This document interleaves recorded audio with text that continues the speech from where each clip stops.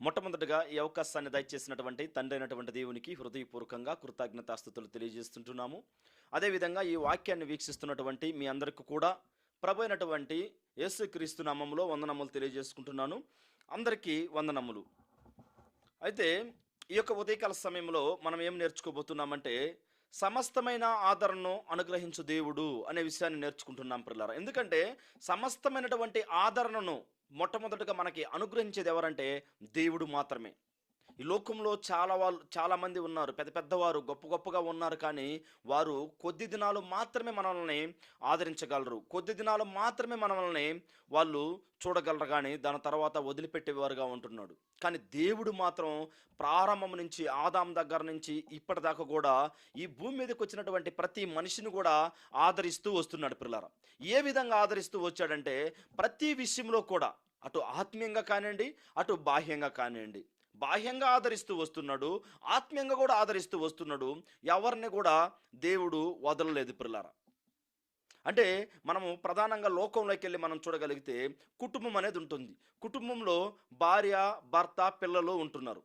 ఈ భార్య, భర్త, పిల్లలు ఉన్నప్పుడు భార్య భర్త ఆదరణ పొందకుండా ఎంతోమంది బాధపడుతున్నటువంటి స్త్రీలను మనం చూస్తూ వస్తున్నాం పిల్లరా. ఆదరణ ఉందా వాళ్ళకంటే? ఆదరణ లేదు. మరి వాళ్ళని ఆదరించేది ఎవరంటే దేవుడే పిల్లరా. భర్త కూడా అదే విధంగా, భర్త ఉంటాడు, భార్య అందరూ దూరంగా అయిపోయి, ఒకవేళ చనిపోయినటువంటి భార్యలు కూడా ఉంటున్నారు భర్తలకి. అలా చనిపోయినటువంటి వారు ఉండి పిల్లలు అతన్ని ఆదరించలేక ఎంతోమంది భర్తలు బాధపడుతుంటున్న వారిని కూడా మనం చూస్తున్నాం పిల్లరా. అదేవిధంగా తల్లిదండ్రులు బాగుండి పిల్లల్ని చూడలేనటువంటి తల్లిదండ్రులు ఉన్నారు. పిల్లలు బాగుండి తల్లిదండ్రులను ఆదరించినటువంటి వారు కూడా చాలామంది ఉన్నారు. మనము ప్రాముఖ్యంగా చూడగలిగితే పిల్లరా, వృద్ధాశ్రమంలో అక్కడక్కడ మనం చూడగలం. ఆ వృద్ధాశ్రమం హాస్టల్లో అక్కడక్కడ మనం చూడగలిగితే చాలా వృద్ధాశ్రమాలు ఇప్పుడు కూడా ఎక్కువైపోతున్నాయి. ఎందుకు వృద్ధాశ్రమాలు అనేవి ఎక్కువైపోతున్నాయంటే, తల్లిదండ్రులని పిల్లలు చూడడం లేదు, ఆదరించలేకపోతున్నారు. అలా ఆదరించలేకపోతూ వాళ్ళకి ఏమైతే ఇవ్వాలో అది హాస్టల్లో, వృద్ధాశ్రమాల్లో డబ్బులు కడుతూ అక్కడ చేర్పిస్తున్నటువంటి బిడ్డల్ని మనం చాలామందిని చూస్తున్నాం పిల్లలు. ఆ మధ్యకాలంలో మనము టీవీలో కూడా చూసాం, న్యూస్లో కూడా. ఏంటంటే ఒక అతను తల్లిని తీసుకెళ్ళి పైన టెర్రస్లోకి తీసుకెళ్ళి కిందకి పడేసినట్టుగా మనం చూస్తున్నాం పిల్లలు. పడదోశాడు, వెళ్ళి కంప్లైంట్ ఇచ్చాడు కొడుకే వెళ్ళి, ఏమని, నా తల్లి చనిపోయింది అని. అంటే తల్లిని చూసుకోలేనటువంటి పరిస్థితిలో ఉండి తల్లిని ఏం చేశాడు, టెర్రస్ పైకి తీసుకెళ్ళి, బిల్డింగ్ పైకి తీసుకెళ్ళి పడదోసేశాడు పిల్లరా. కిందకు తోశాడు. కిందకు తోసి వెళ్ళి ఏం చేశాడు, అతనే వెళ్ళి కంప్లైంట్ ఇచ్చాడు. ఏమని కంప్లైంట్ ఇచ్చాడు, నా తల్లి చనిపోయింది, కింద పడి చనిపోయింది నా తల్లి అని అతనే వెళ్ళి కంప్లైంట్ ఇచ్చాడు పిల్లరా. కంప్లైంట్ ఇస్తే అసలు వాస్తవాలు ఏంటని పరిశీలన చేసిన తర్వాత చూస్తే అతనే తోసేశాడు పైకి వెళ్ళి, సీసీ కెమెరాలో చూస్తే. అంటే ఆదరణ ఉందా తల్లి కంటే? ఆదరణ లేదు. మరి ఎవరు ఆదరించాలి ఆమెని? దేవుడే ఆదరించాలి ప్రియులరా. అంటే ఇలా ఉంది సమాజం ఈనాడు మనం చూడగలిగితే. అంటే మొట్టమొదటిగా మనం చూడగలిగితే క్రైస్తవ జీవితంలో శ్రమలు, భారాల గురించి అపోస్తలుడైనటువంటి పౌలు గారు చాలా అద్భుతంగా మనకి పత్రికల్లో రాయించాడు ప్రియులరా. చాలా అద్భుతంగా. శ్రమలు వస్తాయి, భారాలు వస్తాయి, కానీ వీటన్నిటిని కూడా ఆదరించేది ఎవరంటే దేవుడే అని చెప్పేసి అపోస్తలుడైనటువంటి పౌలు గారు చాలా పత్రికల్లో, ఆయన రాసినటువంటి పత్రికల్లో, ప్రతి పత్రికలో కూడా ఈ విధంగా మనకి ఆ భారాలు, శ్రమలు, ఆ యొక్క ఉద్దేశాల గురించి వ్రాయిస్తూ వస్తున్నట్టుగా మనం చూస్తూ వచ్చాం ప్రియులరా. ఒకసారి మనం చూడగలిగితే కొరింథీ రాసినటువంటి 2వ పత్రిక 1వ అధ్యాయం 3వ వచనం నుంచి మనం చూడగలిగితే ప్రియులరా, ఇక్కడ పరిచయంలోనే ఈ విధంగా పరిచయం చేస్తున్నాడు. ఏమని పరిచయం చేస్తున్నాడు? కనికరము చూపు తండ్రి, సమస్తమైన ఆదరణను అనుగ్రహించు దేవుడు, మన ప్రభు అయిన యేసుక్రీస్తు తండ్రి అయిన దేవుడు స్తుతింపబడునుగాక. ఇక్కడ బాగా చాలా అద్భుతంగా రాస్తాం. కనికరము చూపు తండ్రి అంటే ఎవరు కనికరము చూపేది? సమస్త మానవాల పట్ల, సమస్త సంఘాల పట్ల, సమస్తం ఉన్నటువంటి ఈ యొక్క ప్రపంచం పైన ఆదరణ చూపించేది ఎవరు మొట్టమొదటిగా అంటే తండ్రి అయినటువంటి దేవుడని అపోస్తలుడైన పౌలు గారు చాలా స్పష్టంగా మనకు తెలియజేస్తున్నారు ప్రియులారా. కనికరము చూపు తండ్రి, సమస్తమైన ఆదరణను అనుగ్రహించు దేవుడు, మన ప్రభు అయిన యేసుక్రీస్తు తండ్రి అయిన దేవుడు స్తుతింపబడునుగాక అని మొదలు పెడుతున్నాడు ప్రియులారా. మొదలు పెడుతూ మనం చూద్దాం 4వ వచనం. దేవుడు మమ్మును ఏ ఆదరణతో ఆదరించి ఉన్నాడో ఆ ఆదరణతో ఎట్టి శ్రమల్లో ఉన్నవారినైనను ఆదరించుటకు శక్తిగల వారమగనట్లు ఆయన మా శ్రమ అంతటిలో మమ్మను ఆదరించుచున్నాడు. మా శ్రమ అంతటిలో కూడా ఆయన ఆదరిస్తున్నాడు పిల్లలు. అంటే కొరింథీ పట్టణంలో ఉన్నటువంటి ఆ యొక్క శ్రమ, కానీ పౌలు గారు ఆ యొక్క పడినటువంటి ఆ శ్రమ మనం బాగా గమనించగలం ప్రియులారా. ఎలాంటి శ్రమ పడ్డాడు? ఆయన సంఘాలు స్థాపించటంలో ఆయన పడినటువంటి శ్రమ ఏంటంటే, ఆయన ప్రాణాలు కూడా తెగించేదానికి ముందుకు వెళ్ళిపోయాడు. ఆయన ప్రాణాలు కూడా తెగించి ముందుకు వెళ్ళిపోవటానికి ప్రధానమైన కారణం ఏంటంటే, ఆదరించేవారు దేవుడైతే ఉన్నాడు నాకని గట్టి ధైర్యంతో ఉన్నాడు ప్రియులారా. గట్టి ధైర్యంతో ఆయన యొక్క ఆత్మీయ జీవితాన్ని ముందుకు కొనసాగినట్టుగా మనం చూస్తూ ఉన్నాం. 5వ వచనం, క్రీస్తు యొక్క శ్రమలు మాయందు ఎలాగూ మాకు మాయందు ఎలాగో విస్తరించుచున్నవో అలాగే క్రీస్తు ద్వారా ఆదరణయు మాకు విస్తరించుచున్నది. క్రీస్తు మాయందు ఎలాగూ శ్రమపడి ఉన్నాడో, ఎలా మమ్మల్ని ఆదరించి ఉన్నాడో ఆయన శ్రమపడి, అలాగూ క్రీస్తు ద్వారా ఆదరణయు మాకు విస్తరించుచున్నది.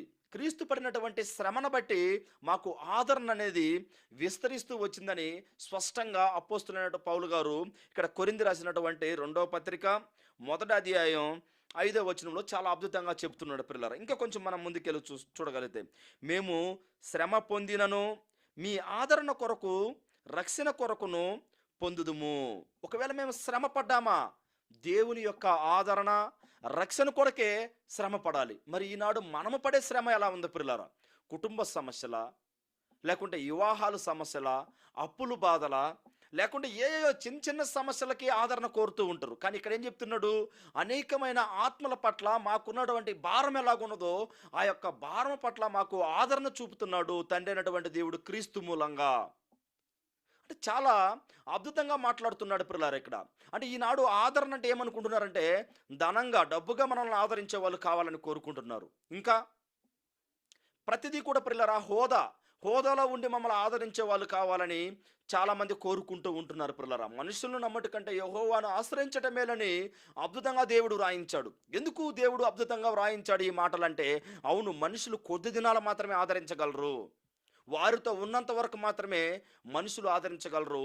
దాన్ని ఎప్పుడైతే వాళ్ళని విడిచారో అప్పుడు వాళ్ళు ఆదరించరు అనే విషయాన్ని మనం గమనిస్తూ వస్తున్నాం పిల్లలు. ఎందుకు ఈ ఆదరణ అనేది ప్రాముఖ్యత అంటే, అపోస్తలుడైన పౌలు గారు ఏం చెప్తున్నారంటే, ఆయన పడినటువంటి శ్రమ, క్రీస్తు పడినటువంటి శ్రమ మాకేమైంది? ఆదరణ చూపుచున్నది.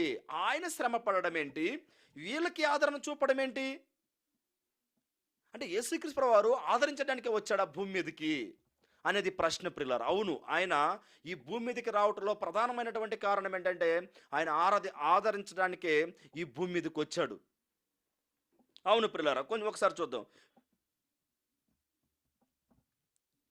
అదే 6వ వచనం బీలైన మనం చూడగలిగితే, పొందుదుము, మేము ఆదరణ పొందినను మీ ఆదరణ కొరకై పొందుదుము.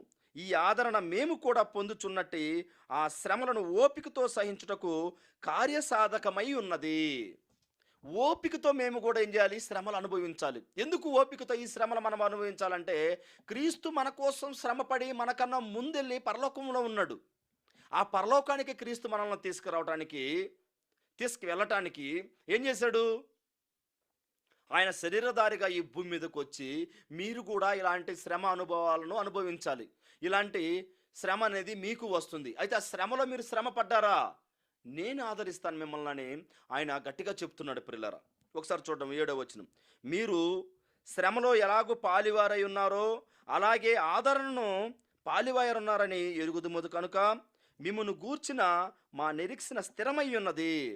శ్రమలో ఎలా పాలివారై మీరున్నారో, శ్రమలో ఎలా మీరు పాలివారై ఉన్నారో ఆదరణలో కూడా అలాగే ఉన్నారు. శ్రమ వచ్చిందా వదిలిపెడుతున్నాడు దేవుడు? వదలడం లేదు ప్రియులారా. శ్రమ వస్తే వదలడం లేదు. శ్రమ వస్తే ఆయన ఆదరించడానికి ఎలా ఉన్నాడు? ముందు ప్లేస్లో ఉన్నాడు ప్రియులారా. అవును, కరోనా వచ్చింది. కనీసం 2-3 సంవత్సరాల నుంచి కరోనా అనేది ఈ ప్రపంచాన్నే పీడించింది. ఈ ప్రపంచాన్నే కరోనా వ్యాధి పీడించినప్పుడు మరి ఆదరించలేదా దేవుడు? చనిపోయే వాళ్ళు చనిపోయినా కూడా బ్రతికున్న వారిని దేవుడు ఆదరించారంటే ఖచ్చితంగా ఆదరించాడు.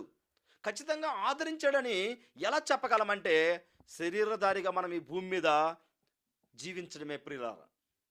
అవును, శ్రమ ఎంత వచ్చిందో అదేవిధంగా ఆదరణ కూడా అంతే గొప్పగా మిమ్మల్ని ఆదరిస్తుంది అని అపోస్తలుడైన పౌలు గారు కొరింథీ సంఘానికి చెప్తూ ఉన్నాడు ప్రియులారా. మరి ఈనాడు మన యొక్క పరిస్థితి ఎలా ఉంది? మన యొక్క పరిస్థితి ఎలా ఉంది ప్రియులారా? ఆదరణ లేక బాధపడుతున్నటువంటి విధవరాండ్రు ఎంతోమంది ఉన్నారు. ఆదరణ లేక బాధపడుతున్న అనాది పిల్లలు ఎంతోమంది ఉన్నారు. ఆదరణ లేక ఉంటున్నటువంటి పిల్లలు మనం చూడగలిగితే పిల్లలారా చాలామంది ఉన్నారు. మరి ఆదరించగలుగుతున్నారా? ఈనాడు క్రైస్తవంలో మనం చూడగలిగితే పిల్లలారా లక్షల కోట్లలో ఉన్నటువంటి వారు ఎంతోమంది ఉన్నారు. చాలామంది కోట్లు కోట్లు సంపాదించుకుని ఉన్నారు, కానీ ఆదరణ లేక ఉంటున్నటువంటి పిల్లలు చాలామంది ఉన్నారు లోకంలో. ఉదాహరణకి ఒక సంఘంలో చూడగలిగితే పిల్లరా విశ్వాసులు చాలామంది బాధలు, ఇబ్బందులు, వేదనలో పడిపోతున్నారు ఆదరణ లేక. బాహ్య సంబంధంగానే, ఆత్మ సంబంధంగానే రెండు కూడా లేదు. కానీ వెళ్ళి వాళ్ళని ఆదరించే వాళ్ళు ఉన్నారంటే లేదు. వాళ్ళని పలకరించడం కూడా లేదు. కారణం ఏంటి? స్వార్థపరులుగా మారిపోయారు. స్వార్థంలోకి వెళ్ళిపోయింది ఈ లోకమంతా కూడా. అంటే దేవుడు కోరుకున్నది ఏంటంటే మీరు ఎంత శ్రమ పడతారో అంత ఆదరణ నేను అనుగ్రహిస్తానని చెప్తున్నాడు. మరి శ్రమ పడేవారు గమనించవలసినటువంటి విషయం ఏంటంటే మేము ఎంత శ్రమ పడినా కూడా ఆ శ్రమలో మమ్మల్ని దేవుడు ఆదరించబోతున్నాడు అనే విషయాన్ని మనం గమనించాలి ప్రియులారా. అలా గమనించలేకుండా పోతే ఈ భూమి మీద ఈ జీవితం కూడా చాలా వ్యర్థమైపోతుంది ప్రియులారా. ఒకసారి మనం చూద్దాం 8వ వచనం. సహోదరులారా, ఆసియాలో మాకు తటస్థించిన శ్రమను గురించి మీకు తెలియకుండుట మాకిష్టం లేదు. ఆసియాలో శ్రమ పడ్డాడు అపోస్తలుడైన పౌలు గారు. ఆ యొక్క శ్రమను గురించి చెప్తున్నాడు. మీకు సహోదరులారా, ఆసియాలో మాకు తటస్థించిన శ్రమను గురించి మీకు తెలియకుండుట మాకిష్టం లేదు. అది ఏదనగా మేము బ్రతుకుదుము నమ్మకము లేక ఉండునట్లుగా మా శక్తికి మించిన అత్యధిక భారం వలన కృంగిపోతిమి. వాళ్ళు పడినటువంటి శ్రమ, ఆసియాలో వాళ్ళు పడినటువంటి ఆ శ్రమను గురించి ఇక్కడ ఎవరు చెప్తూ ఉన్నాడు పిల్లరా. మీకు తెలియాలి. ఎందుకు మీకు తెలియాలి? ఆ శ్రమ ఎలా పడ్డామంటే శక్తికి మించి శ్రమ పడ్డాము. శక్తికి మించి ఏం చేశాము? శక్తికి మించి మేము శ్రమ పడ్డాము. ఆ శ్రమలో దేవుడు మమ్మల్ని ఆదరించాడు. ఆ శ్రమలో దేవుడు మమ్మను ఆదరించరని అపోస్తలుడైనటువంటి పౌలు గారు చాలా అద్భుతంగా, క్లుప్తంగా మనకు రాయిస్తున్నాడు పిల్లరా. మరి ఈనాడు కుటుంబంలో చూడగలిగితే చిన్నటువంటి సమస్యలకే శ్రమ పడిపోతూ ఉంటారు. చిన్న బాధలకే వేదన పడిపోతుంటారు. చిన్న వాటికే బాధపడిపోతూ ఉంటారు. కారణం ఏంటి? ఆదరించేదానికి దేవుడు ఉన్నాడు, ఆ దేవుడి మీద మా భారం వేయాలి అనే పరిస్థితిలో గమనించలేకపోతున్నారు పిల్లలు. అలా పరిస్థితుల్లో గమనించలేకపోవడానికి ప్రధానమైన కారణం ఏంటంటే క్రీస్తు శ్రమని గుర్తించలేకపోతున్నారు. క్రీస్తు శ్రమని ఎందుకు గుర్తించలేకపోతున్నారంటే చిన్న వాటికే ఇబ్బందులు పడిపోతుంటారు పిల్లలు. ఈ చిన్న వాటికే ఇబ్బందులు పడిపోతే పెద్ద పెద్ద శ్రమలు వచ్చినప్పుడు, ఉదాహరణకి యోబు గారు లాంటి శ్రమలు వచ్చాయా మనకి? మరి యోబు గారిని ఆదరించలేదా పిల్లరా? యోబు గారిని అద్భుతంగా ఆదరించాడు దేవుడు. యోబు గారిని ఆదరించడానికి ప్రధానమైన కారణం ఏంటి? అవును, శ్రమైనా కూడా దేవుని సేవించారు. శ్రమైనా కూడా దేవునికి ప్రార్థించాడు. శ్రమైనా కూడా దేవునే వెంబడించాడు. శ్రమైనా కూడా దేవుని వదిలిపెట్టలా. ప్రతి సమయమనక అసమయమనక అనుకూలం ప్రతి సమయంలో కూడా దేవుడు నన్ను ఆదరిస్తాడు. యెహోవా ఇచ్చును, యెహోవా తీసుకొనును, ఆయనకే మహిమ కలుగునుగాక అనే గొప్ప మాట చెప్పగలిగాడు ప్రియులారా. ఒకసారి చూద్దాం మనం 9వ వచనం. మరియు కొరింథీ రాసిన 2వ పత్రిక 1వ అధ్యాయం 9వ వచనం. మరియు మృతులను లేపు దేవుని యందే గాని మా యందే మేము నమ్మిక ఉంచుకుంటున్నట్లు మరణమగుదుమును నిత్యము మా మట్టుకు మాకు కలిగి ఉండెను. ఆయన అట్టి గొప్ప మరణం నుండి మమ్మను తప్పించను, ఇక ముందుకును తప్పించును. మరియు మా కొరకు ప్రార్థన చేయుట వలన మీరు కూడా సహాయం చేయుచుండగా ఆయనిక ముందుకును మమ్మను తప్పించునని ఆయన యందు నిరీక్షణ గల వారమై ఉన్నాము. అందువలన అనేకుల ప్రార్థన ద్వారా మాకు కలిగిన కృపావరము కొరకు అనేకుల చేత మా విషయమై కృతజ్ఞతాస్తుతులు తెలియజేస్తుంటున్నాము. మేము పడినటువంటి శ్రమ మీరు గమనించారు కదా. మీరు చేసినటువంటి ప్రార్థన వల్ల కూడా మేమేమయ్యాము? ఆదరించబడ్డాము. అనే విషయాన్ని మనం గమనిస్తున్నాం పిల్లరా. ఈ ఆదరించే విషయాల్లో 2 ఉదాహరణలు చూద్దాం పిల్లరా. అపోస్తలుడైన పౌలు గారు ఈ ఆదరించే విషయంలో 2 ఉదాహరణలు మనకు తెలియజేస్తున్నారు. ఇప్పటిదాకా మనం చూసాం ఈ ఆదరణ అనే పదము ఎంత ప్రాముఖ్యంగా ఇక్కడ వాడబడుతున్నాడు అనే విషయాన్ని మనం చూస్తున్నాం. ఒకసారి చూద్దాం. అప్- ఫిలిప్పీలకు ఒక్కసారి మనం చూడగలిగితే ఎఫెసీయులకు రాసిన పత్రిక 1వ అధ్యాయం 13వ వచనం. ఇక్కడ కూడా పరిశుద్ధులకే రాస్తున్నాడు అపోస్తలుడైన పౌలు గారు. ఎవరికి? పరిశుద్ధులకు, అంటే బాప్టిసం తీసుకొని క్రీస్తు ప్రభువులో ఉన్నటువంటి వారికి ఇక్కడ రాస్తున్నాడు పిల్లరా. ఏమని రాస్తున్నాడో చూద్దాం. ఎఫెసీ రాసిన పత్రిక 1వ అధ్యాయం 3వ వచనం. మన ప్రభు అయిన యేసుక్రీస్తు యొక్క తండ్రి యగు దేవుడు స్తుతింపబడును గాక. ఆయన క్రీస్తునందు పరలోక విషయంలో ఆత్మ సంబంధమైనటువంటి ప్రతి ఆశీర్వాదము మనకు అనుగ్రహించును. ఎక్కడ కూడా చూడండి, పౌలు గారు రాసినటువంటి పత్రికలో అన్నిటిలో కూడా మన ప్రభు అయిన యేసుక్రీస్తు యొక్క తండ్రి అయినటువంటి దేవుడు స్తుతింపబడును గాక ప్రతి విషయంలో ఈ విధంగానే రాస్తున్నాడు పిల్లరా. ప్రతి ఆశీర్వాదం ఎక్కడని చెప్తున్నాడు? ప్రతి ఆశీర్వాదాలు ఎక్కడంటే ఆత్మ సంబంధమైనటువంటి ప్రతి ఆశీర్వాదాలు పరలోకంలోనే మనకి. ఈ భూమి మీద ఉంటాయంటే ఈ భూమి మీద కాదు పిల్లరా.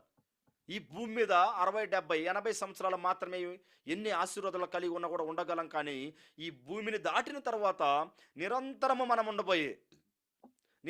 మనము ఉండబోయే ఆశీర్వాదాలు భూమి పరలోకంలో మనకు ఉంటున్నాయి పిల్లరా. అందుకు చెప్తున్నాడు ఇక్కడ రాయడం ఎలా రాస్తున్నాడు ఈ పత్రిక? మన ప్రభు అయిన యేసుక్రీస్తు యొక్క తండ్రి యగు దేవుడు స్తుతింపబడును గాక.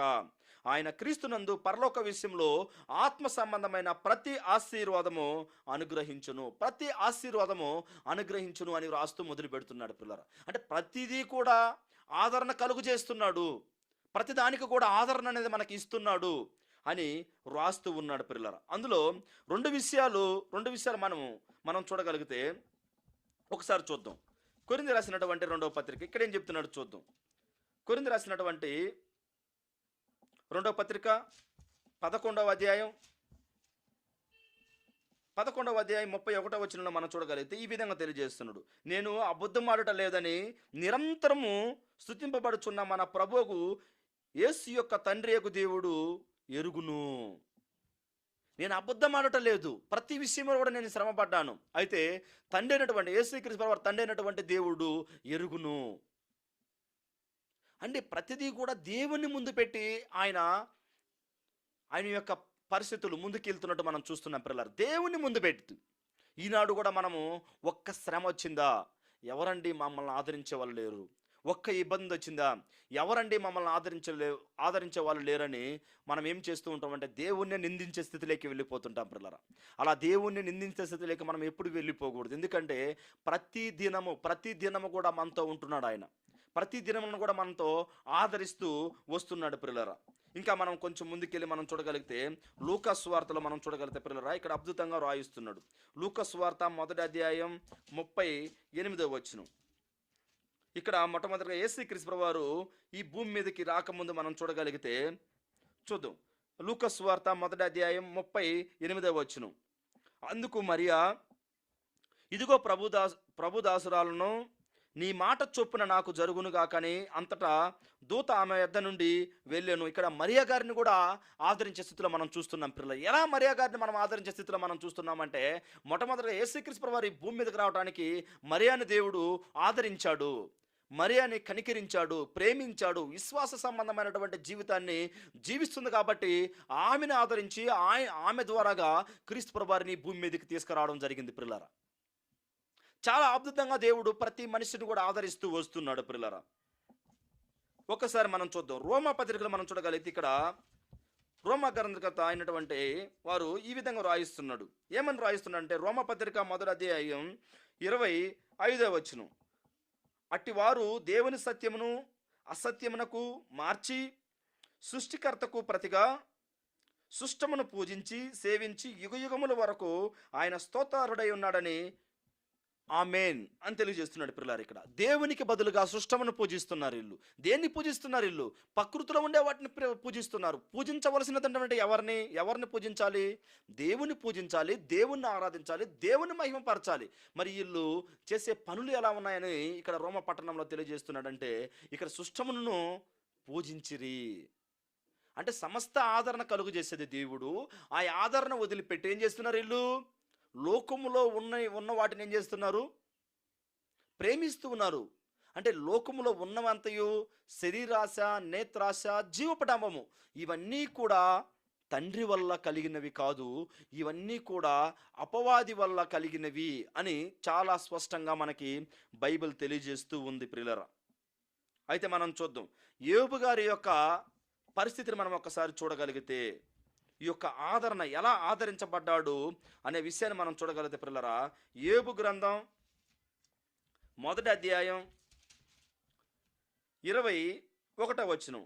నేను నా తల్లి గర్భము నుండి దిగంబరినై వచ్చి తిని, దిగంబరినై అక్కడికి తిరిగి వెళ్ళెదను.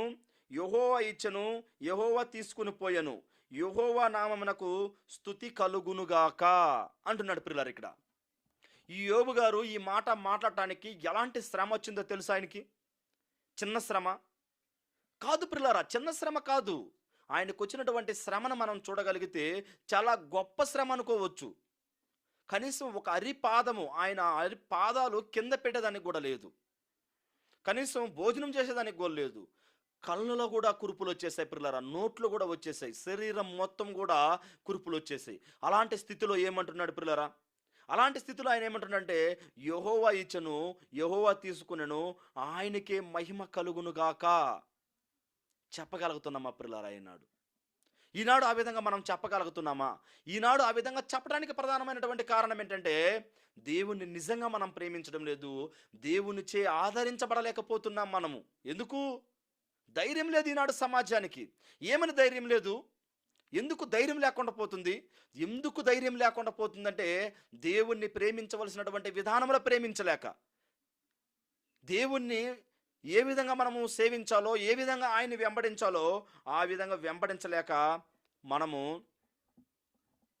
ఆదరించబడలేకపోతున్నాం ప్రియులరా అనే విషయాన్ని మనం గమనిస్తున్నాం. మనం చూడగలిగితే కొరింథీ రాసినటువంటి రెండవ పత్రికలో, ఇక్కడ మనం చదివినటువంటి లేఖన భాగంలో, కొరింథీ రాసినటువంటి రెండవ పత్రికలో మొదటి అధ్యాయం 3వ వచనం నుంచి మనం 11వ వచనాల్లో చూడగలిగితే ప్రియులరా, ఇక్కడ దాదాపుగా 8 నుంచి 10 సార్లు కూడా ఏమని కల్పిస్తుంది? 8 నుంచి 10 సార్లు కూడా ఆదరణ ఆదరణ అనే పదాన్ని మనం చూడగలం ప్రియులరా. కనీసం ఒక అధ్యాయం సగం నుంచి సగంలోనే ఆదరణ అనే పదాన్ని చాలా ఎక్కువగా వాడాడు దేవుడు. ఎందుకు వాడారు? ఎందుకు వాడించాడు దేవుడు? ఎందుకు ఆ విధంగా వ్రాయించాడంటే, అవును, ఆదరణ అనేది నిజంగా నేను ఆదరించబోతున్నాను, నిజంగా మిమ్మల్ని రక్షించబోతున్నాను, నిజంగా మిమ్మల్ని కాపాడబోతున్నాను, నిజంగా మీరు నా బిడ్డలని దేవుడు రుజువుపరుచుకుంటున్నాడు ప్రియులారా.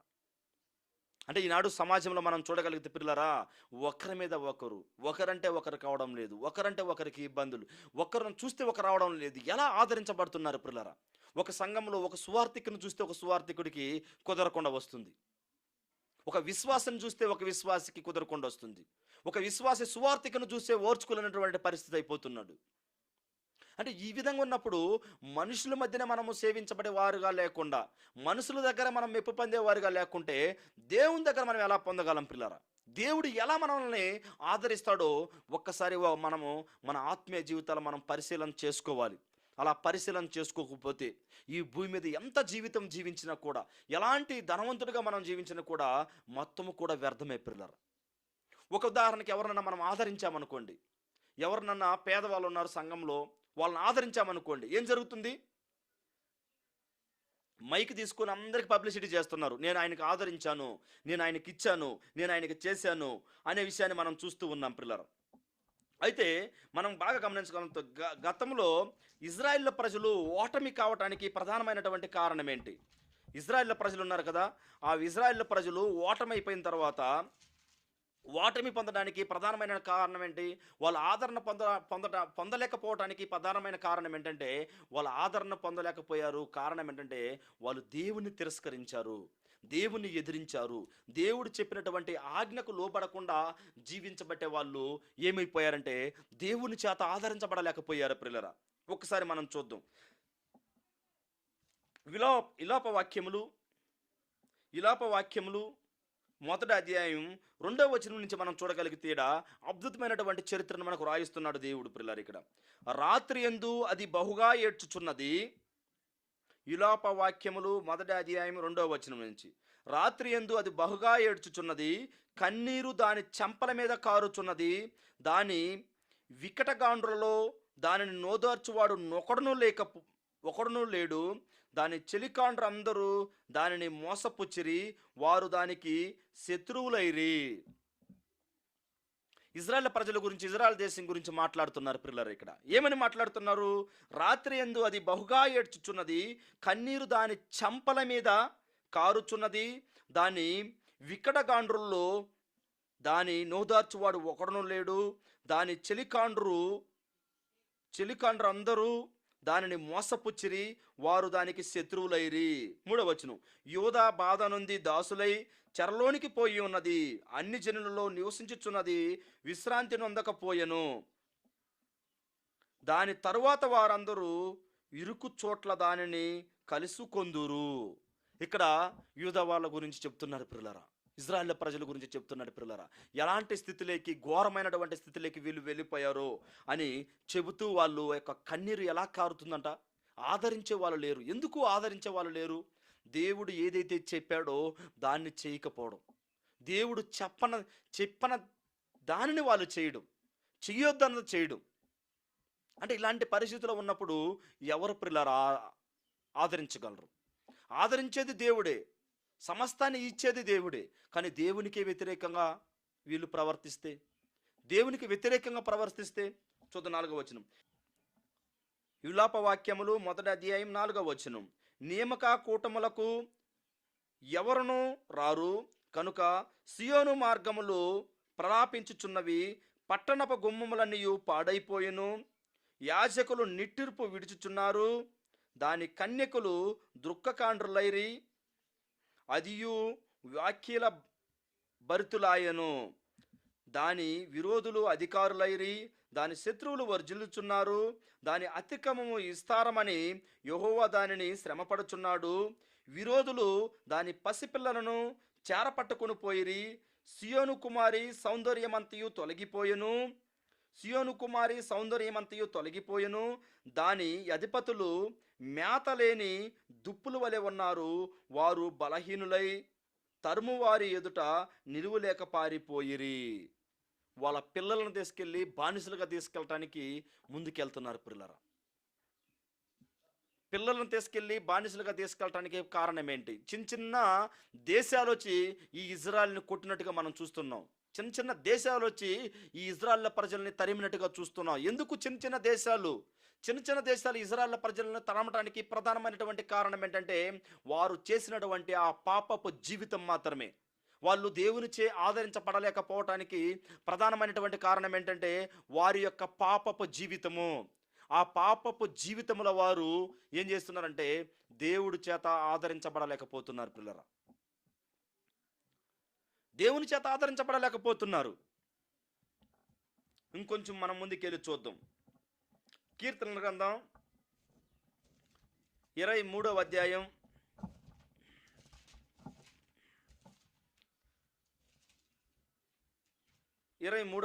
4వ వచనంలో చూడగలిగితే, ఇక్కడ దావీదు గారు ఈ రకంగా కీర్తన రచిస్తున్నాడు పిల్లరా. గాఢాంధకారపు లోయలలో నేను సంచరించను, ఏ అపాయమునకు భయపడను, నీవు నాకు తోడయ్యుందువు, నీ దుడ్డుగర్రయు నీ దండము నన్ను ఆదరించును. గాఢంధకారపు లోయలలో నేను సంచరించను. దావీదు గారు చెప్తూ ఉన్నాడు పిల్లరా, చాలా అద్భుతంగా చెప్తున్నాడు. దావీదు యొక్క జీవితంలో మనం చూడగలిగితే ఎలాంటి స్థితిలో ఉన్నారు. 8 మంది అనాథముల్లో చివరి వాడైనటువంటి దావీదుని దేవుడు ఎన్నుకున్నాడు. కారణం ఏంటి? దేవుని కోసం ఉన్నతంగా బ్రతికాడు కాబట్టి. పాపము చేయక ముందు ఉన్నటువంటి జీవితం ఎలా ఉంది, పాపము చేసినటువంటి జీవితం ఎలా ఉంది దావీదని ఒకసారి పరిశీలన చేయండి పిల్లరా. ఆ ఒక్క తప్పు తప్పితే, బార్షబా దగ్గర తప్పు చేసినది అది ఒక్కటి తప్ప, దాని తర్వాత జీవితం, తన ముందున్నటువంటి జీవితం మనం చూడగలిగితే దావీదు గారు దాన్ని చెప్తూ ఉన్నాడు. ఏమని చెప్తున్నాడు? గాఢంధకారపు లోయలలో నేను సంచరించునను, ఏ అపాయమునకు భయపడను, నీవు నాకు తోడయ్యుందువు, నీ దుడ్డుగర్రయు నీ దండమును నన్ను ఆదరించును. అంటే ఎలా కాపాడతాడని ధైర్యంగా రాస్తున్నాడో చూడండి పిల్లలారా. ఎంత గొప్పగా ఆయన నన్ను కాపాడతాడు, అని రాస్తూ ఉన్నాడు ప్రియులారా. అయితే కష్ట సమయంలో దేవుడే ఆదరణ ఇవ్వగలడు అనే విషయాన్ని మనం చూడగలం ప్రియులారా. కష్ట సమయంలో దేవుడే మనకి ఆదరణను ఇవ్వగలడు అని చెబుతూ ఇక్కడ మనం చూడగలిగితే యెషయా గ్రంథం 40వ అధ్యాయంలో చూడగలిగితే ఇక్కడ కూడా చాలా అద్భుతంగా యెషయా గారు భక్తుడు రాయిస్తున్నాడు ప్రియులారా. ఏమని రాయిస్తున్నాడు? యెషయా గ్రంథం 40వ అధ్యాయం 1-2 వచనాలు మనం చూడగలిగితే, మీ దేవుడు సెలవిచ్చిన మాట ఏదనగా, నా జనులను ఓదార్చుడి ఓదార్చుడి, యెరూషలేముతో ప్రేమగా మాట్లాడుడి, ఆమె యుద్ధకాలము సమాప్తమాయెను, ఆమె రోషారుణము తీర్చబడెను, యెహోవా చేతి వలన ఆమె తన సమస్త పాపముల నిమిత్తము రెండింతలు పొందినని సమాచారము ఆమెకి ప్రకటించడి అని చెప్తున్నాడు ప్రియులారా. ఇక్కడ కూడా ఆ ఇజ్రాయెల్ ప్రజల గురించి రాయిస్తూ ఉన్నాడు ప్రియులారా. ఓదార్చాలి ఓదార్చాలి ఓదార్చాలి, వీళ్ళని ఓదార్చాలంటే ఎవరంటే తండ్రి అయినటువంటి దేవుడు మాత్రమే వీళ్ళని ఓదార్చగలడు అనే విషయాన్ని మనం చూడగలం పిల్లరా.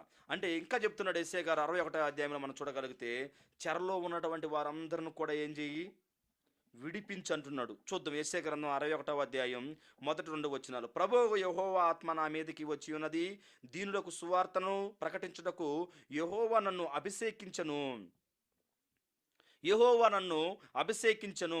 ప్రభువుకు యెహోవా ఆత్మ నా మీదకి వచ్చి ఉన్నది, దీనులకు సువార్త వర్తమానమును ప్రకటించుటకును యెహోవా నన్ను అభిషేకించును.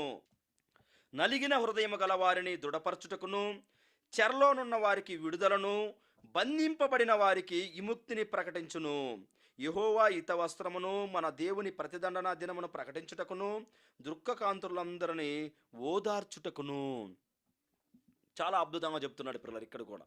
అంటే ఇజ్రాయెల్ ప్రజల యొక్క పరిస్థితి ఎలా ఉందంటే, ప్రారంభం నుంచి కూడా దేవుని చేత ఆదరణ పొందుతున్నారు, అయితే పొందుతున్నామని గ్రహించలేకపోతున్నారు. దేవుని చేత ఆదరణ పొందుతున్నారు, మేము పొందలేకపోతున్నాము, మమ్మల్ని ఎవరు, ఈ బయలుదేవతనే కదా మమ్మల్ని రక్షించదని లోకం వైపు వెళ్ళిపోతున్నారు పిల్లరా.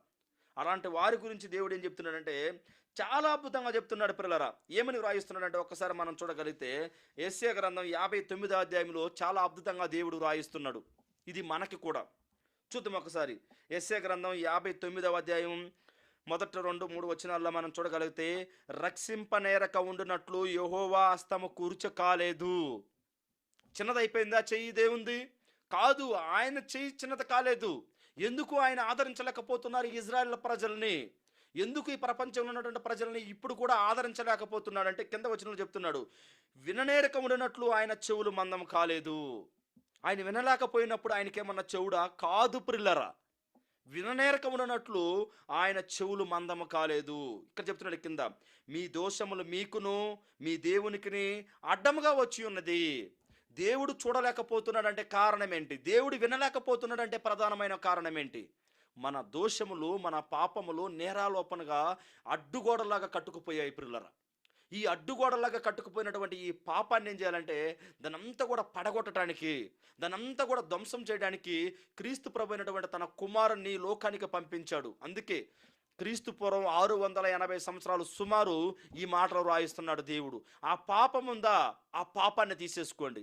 మీ హృదయంలో ఉన్నటువంటి ఆ మధ్య కూడా పాపం ఉంది కదా, మనుషులకి దేవునికి మధ్య ఉన్నటువంటి ఆ పాపాన్ని పడగొట్టేయండి, ఆ పాపాన్ని కడుక్కోండి. ఎప్పుడైతే మీరు ఆ పాపాన్ని కడుక్కుంటారో, నా దగ్గరకు వస్తారో, అప్పుడు నేను మీకేం చేస్తాను? మీ మాటలు వింటాను, మిమ్మల్ని నేను చూస్తాను, మిమ్మల్ని నేను ఆదరిస్తాను అనే విషయాలు చాలా అద్భుతంగా దేవుడు మనకి ఇక్కడ తెలియజేస్తున్నారు ప్రియులారా. అయితే ఈ ఆత్మీయ జీవితంలో కొనసాగించే మనము, ఈ యొక్క లోకములో జీవించే మనము మొట్టమొదటిగా మనం గమనించవలసినటువంటి విషయం ఏంటంటే, విననేరక ఉన్నట్లు ఆయన చెవులు మందం కాలేదంటే ఆయన వినలేక చెవులేమి మూసుకోలేడు దేవుడు. ఎప్పుడు చెవులు ఆయన మన వైపే ఉన్నాయి. వివేకం కలిగి దేవుని వెతుకువారు కలరేమోనని యెహోవా ఆకాశం నుండి నరులను పరిశీలించని చెప్తున్నాడు. కీర్తన గ్రంథం 14వ అధ్యాయం 2వ వచనంలో. ప్రతి దినము మనల్ని పరలోకం నుండి తొంగి చూస్తూ ఉన్నాడు దేవుడు. ఎందుకు పరలోకం నుంచి తొంగి చూస్తున్నాడంటే, నా కోసం వివేకం కలిగి వెతికేవారు ఎవరన్నా ఉన్నారా, నా ద్వారా ఆదరింపబడే జనం ఎవరన్నా ఉన్నారా అని ఎదురెదురు చూస్తున్నారు పిల్లలు. ఎంతో మంది భక్తుల యొక్క జీవితాలను మనం చూడగలిగితే, మీరు ఒకసారి చదవండి, ఆదికాండం నుంచి ప్రకటన గ్రంథం దాకా దేవుని కోసం బ్రతికినటువంటి భక్తులు చాలామంది ఉన్నారు. వారి యొక్క జీవితాలు మనం చూడగలిగితే ప్రియులారా, వారందరూ కూడా దేవుని కోసం ప్రాణాలు అర్పించినటువంటి వారే. వారందరూ కూడా దేవుని కోసం ఏం చేశారు? తన ప్రాణాలు అర్పించి దేవుని చేత ఆదరణ పొందినటువంటి వారే ప్రియులారా. ఈ లోకం దాటిన తర్వాత కూడా, లోకములో ఉన్నప్పుడు ఆదరణ పొందారు, లోకము దాటినా కూడా ఆదరణ పొందారు. ధనవంతుడు లాజరు ప్రియులారా, లూకా సువార్త 16వ అధ్యాయంలో ఈ ధనవంతుడు లాజరు ఇద్దరు కూడా చనిపోయినప్పుడు, మరి దేవుని చేత ఆదరింపబడినటువంటి